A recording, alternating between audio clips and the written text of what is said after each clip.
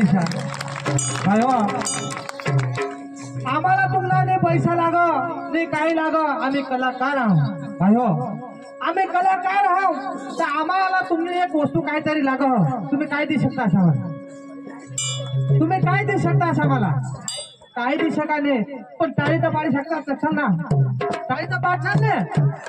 એટલે तुम्ही टाळी पाडता तर आम्ही खूप बरोबर के नाही आम्हाला ड्रेस चेंज करू लाय जरा टाइम हा એટલે आम्ही एक गाईन लावજો तो फरियाद करोगे तुम भी दिल टूटेगा तो फरियाद करोगे तुम भी मेरे भाइयों मेरे बहनों दिल टूटेगा तो फरियाद करोगे तुम भी अरे हम ना होंगे तो हमें याद करोगे तुम भी मेरा